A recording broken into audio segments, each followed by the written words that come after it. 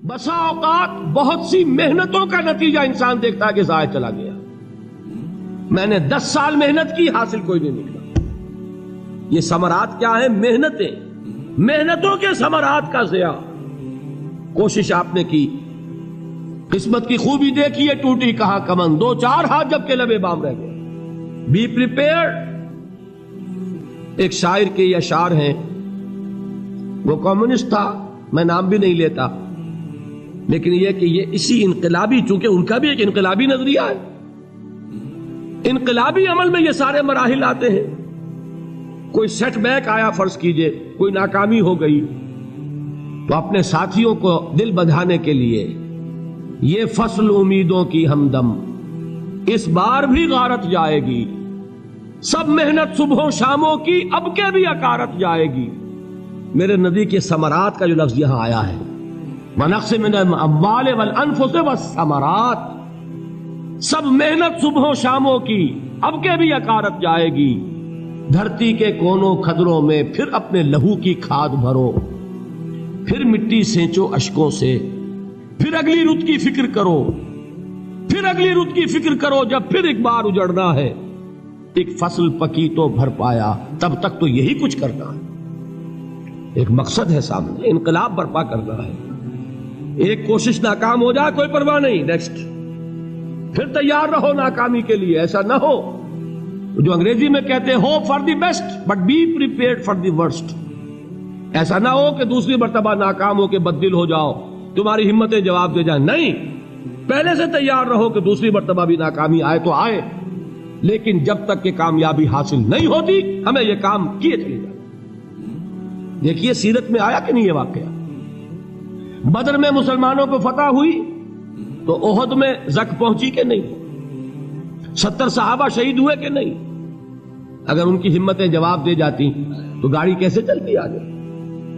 تو فرمایا وَلَنَبْلُوَنَّكُمْ بِشَيْءٍ مِّنَ الْخَوْفِ وَالْجُوعِ وَنَقْصٍ مِّنَ الْأَمْوَالِ وَالْأَنفُسِ وَالثَّمَرَاتِ.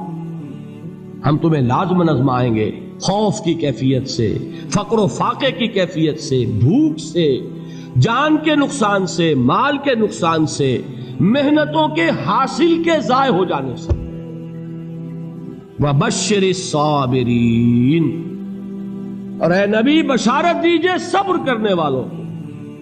الَّذِينَ إِذَا أَصَابَتْهُمْ مُصِيبَةٌ، وہ کہ جب ان پر کوئی تکلیف آئے، کوئی مصیبت آئے، کوئی آزمائش آئے، قالوا انا للہ وانا الیہ راجعون، وہ یہ کہیں کہ ہم اللہ ہی کے ہیں، اللہ ہی کی طرف لوٹ جانا ہے. یہ وہی انداز ہے جو میں نے فارسی کا شعر سنایا تھا آپ کو کہ سرے تسلیم خم ہے جو مزاج یار میں آئے.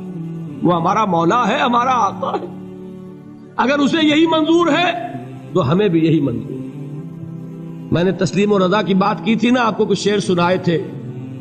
ایک شعر اور سنیے، اور یہ کس کا ہے؟ محمد علی جوہر کا. ایک مرتبہ جیل گئے، ان کی ایک بیٹی جوان بیمار ہوئی، فوت ہو گئی. باہر چھوڑا انگریز نے، جاؤ بھائی دفن کر دو بیٹی کو. دوسری مرتبہ جیل گئے، دوسری جوان بیٹی اسی مرض میں مبتلا ہوئی. اب یہ جیل میں ہے، خبر پہنچی کہ دوسری بیٹی کے اوپر بھی اسی مرض کا حملہ ہوا ہے. ایک نظم لکھی ہے جس کا آخری شعر یہ ہے، تیری صحت ہمیں منظور ہے لیکن اس کو نہیں منظور تو پھر ہم کو بھی منظور نہیں. یہ ہے، جب تک یہ کیفیت نہ ہو اس میدان میں آدمی ثابت قدم نہیں رہ سکتا کہ میرے رب کو اگر یہ منظور ہے تو یہی مجھے منظور ہے، اور تیری صحت ہمیں چاہیے تو ضرور، لیکن ہمارے رب کو منظور نہیں تو ہمیں بھی منظور. راضی برضائے رب. وَبَشِّرِ الصَّابِرِينَ الَّذِينَ إِذَا أَصَابَتْهُمْ مُصِيبَةٌ قَالُوا إِنَّا لِلَّهِ وَإِنَّا إِلَيْهِ رَاجِعُونَ. نہ شود نصیب دشمن کے شود ہلاک تیغت، سر دوستہ سلامت کے تو خنجر آزمائے. اولئک علیہم صلوات من ربہم ورحمہ، یہی ہے وہ لوگ جن پر ان کے رب کی طرف سے عنایتیں ہیں اور رحمتیں ہیں. وَأُولَٰئِكَ هُمُ الْمُهْتَدُونَ، اور یہی ہے وہ لوگ جو کامیاب ہونے والے ہیں، ہدایت پانے والے، ہدایت یافتہ. اسی سورہ بقرہ میں ذرا آگے چل کر، یہ تو ہے 20واں رکوع، 19واں رکوع. 21ویں رکوع کی پہلی آیت ہے لیس البر ان تولوا وجوهکم قبل المشرق والمغرب ولكن البر من آمن بالله واليوم الآخر والملائكة والكتاب والنبيين وآتى المال على حبه ذوي القربى واليتامى والمساكين وابن السبيل والسائلين وفي الرقاب وأقام الصلاة وآتى الزكاة والموفون بعهدهم إذا عاهدوا والصابرين في البأساء والضراء وحين البأس. اب یہ آیت جو ہے سورۃ العصر میں جو مضامین آئے تھے سارے اس میں موجود ہیں. وہاں ایمان کا لفظ آیا، یہاں 5 ایمانیات کی تفصیل آ گئی، اعمال کی تفصیل آئی، اور آخری بات وہاں کیا ہے وَتَوَاصَوْا بِالصَّبْرِ، اور یہاں کیا ہے وَالصَّابِرِينَ فِي الْبَأْسَاءِ وَالضَّرَّاءِ وَحِينَ الْبَأْسِ، اور صبر کرنے والے. اصل نیکی ان کی ہے جو صبر کریں. کس میں؟ جنگ کے وقت. ذرائے باسائے، باسا کہتے ہیں فقر اور فاقہ. واحد آئے گا باس تو اس کے معنی جنگ، اور باسا جمع میں آئے گا تو فاقہ فقر بھوک. اور ذرائے جسمانی تکلیف، ضرر جسمانی تکلیفوں میں صبر کرنے والے، فقر اور فاقے میں صبر کرنے والے، اور جنگ کے وقت صبر کرنے والے. اولئک الذین صدقوا واولئک هم المتقون. یہ ہیں وہ لوگ جو صبر کرنے والے ہیں، یہ ہیں جو سچے ہیں، جو اپنے دعوے میں نیکی کے اور ایمان کے صادق ہیں، اور یہی وہ لوگ ہیں جو متقی. اگلی سورت ہے سورہ آل عمران.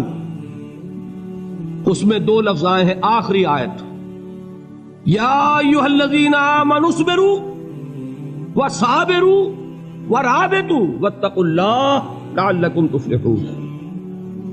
دیکھیے یہاں صبر اور صابر جو تعلق جہد اور جہاد کا ہے وہی ہے صبر اور مصابرت. صبر ایک طرفہ عمل ہے، آپ جھیل رہے ہیں، برداشت کر رہے ہیں. صبر علی المعصیہ، صبر علی الطاعہ، صبر علی الابتلاء، یہ سب کیا ہے؟ صبر. اور مصابرت کیا ہے؟ صبر کا صبر سے مقابلہ. یہ سورہ آل عمران اب وقت نہیں ہے، میں آپ کو سناتا اللہ تعالیٰ نے کیسے کیسے مسلمانوں سے کہا. مسلمانوں تمہیں زک پہنچی ہے تو انہیں بھی تو پہنچی تھی. ان کے 70 نہیں مارے گئے تھے بدر میں؟ ان کے حوصلے جو ہیں وہ تو پست نہیں ہوئے، وہ اگلے سال آ گئے تم پر چڑھائی کر کے. تم کیوں اتنا برا مان رہے ہو؟ تمہارے دل اتنے زخمی کیوں ہو گئے؟ تمہیں تکلیف پہنچتی ہے تو انہیں بھی پہنچتی ہے. اپنی غیرت جو ہے ہمیں ذرا اس کا جائزہ لینا چاہیے. لوگ باطل نظریات کے لیے کتنی قربانیاں دے رہے ہیں، لوگ باطل چیزوں کے فروغ کے لیے کتنی محنتیں کر رہے ہیں. جیسا کہ میں نے ابھی کہا تھا، اسی غیرت کو چیلنج کرنے کے لیے، ذرا آپ کی حمیت دینی کو جوش دلانے کے لیے. قادیانی نوجوان کتنی تعداد میں اپنے آپ کو دین کے لیے وقف کرتا ہے، اور آپ کتنے نوجوان ہیں جو اپنے آپ کو دین کے لیے وقف کرتے ہیں، اور ہوں وہ کھاتے پیتے گھرانوں کے لوگ. یہ نہیں ہے کہ اگر کوئی اور کام نہیں کر سکتا تو پھر یہ ہے کہ وہ دین کے کام میں لگ جائے. باصلاحیت لوگ، کھاتے پیتے لوگ، ذہنی استعداد رکھنے والے لوگ، اونچے گھرانوں کے لوگ، وہ وقف کریں اپنے آپ کو دین کے لیے. اس کے بغیر کیسے باہر آ جائے گی، کیسے رونق آ جائے گی؟ تو دنیا میں باطل نظریات والے جو ہیں، یہ بات کہی گئی ہے مسلمانوں تم اگر توحید کے لیے لڑ رہے ہو، دیکھتے نہیں ابو جہل کو، اس نے گردن کٹوائی ہے شرک کے لیے، شرک کے لیے گردن کٹوائے، اور تم توحید کے لیے گردن کٹوانے کو تیار نہ ہو. اس نے گردن کٹوائی کہ نہیں کٹوائی؟ اور کس طرح کٹوائی ہے؟ کیونکہ بڑا متکبر قسم کا، فرعون قسم کا شخص تھا. جب گردن کاٹنے لگے تو کہتا ہے ذرا نیچے سے کاٹنا، تاکہ جب تم نیزے کے اوپر چڑھاؤ میرے سر کو تو اونچا نظر آئے، معلوم ہو سردار کا سر. وہ بدبخت مرتے ہوئے بھی جو اس کی کیفیت تھی نا، اس کو ذہن میں رکھیے. تو یہ اس لوگوں نے قربانیاں دی، جانیں دی. تو فرمایا اگر تم ان سے زیادہ قربانی نہیں دو گے، جو نوٹ کر لیجئے اس کو، مجرد اگر حق کو غالب کرنا اللہ کے ذمے ہو تو آنے واحد میں غالب کر دے گا، تمہیں تکلیف ہی دینے کی ضرورت نہیں. سمجھ رہے؟ کیا اللہ کے مقابلے میں کوئی باطل کی طاقت ٹھہر سکتی ہے؟ یہ تمہارے ایمان کا امتحان ہے، یہ تمہارے خلوص کی آزمائش ہے، یہ تمہارے امتحان کا ثبوت درکار ہے کہ اللہ تعالیٰ دیکھنا چاہتا ہے تم اس کے لیے اپنی جانیں قربان کرنے کو تیار ہو کہ نہیں، تم اس کے لیے تن من دھن لگانے کو تیار ہو کہ نہیں۔ اور یہ جان لو کہ اگر کفار اور مشرکین اور ملحدین اور باطل نظریات والے وہ جو کچھ قربانیاں اپنے باطل نظریات کے لیے دے رہے ہیں ان سے زیادہ اگر تم نہیں دو گے تو حق غالب نہیں ہوگا۔ انہوں نے جو صبر کیا ہے اپنے باطل نظریات پر، اگر تم اس سے زیادہ صبر کا ثبوت نہیں دو گے اپنے اس حق پر تو حق غالب نہیں ہوگا۔ اس لیے فرمایا یا ایھا الذین آمنوا اصبروا وصابروا، نہ صرف یہ کہ صبر کرو بلکہ صبر میں اپنے دشمنوں سے آگے نکلو، ان کے صبر سے بڑھ کر صبر کرو۔ ورابطوا، مرابطہ کہتے ہیں چوکس رہنا، ہوشیار، پہرا دو، ایسا نہ ہو کہ دشمن جو ہے غفلت میں تمہارے اوپر کوئی حملہ جو ہے کر بیٹھے۔ واتقوا اللہ، اور اللہ کا تقوی اختیار کرو، لعلکم تفلحون، تاکہ تم فلاح پاؤ۔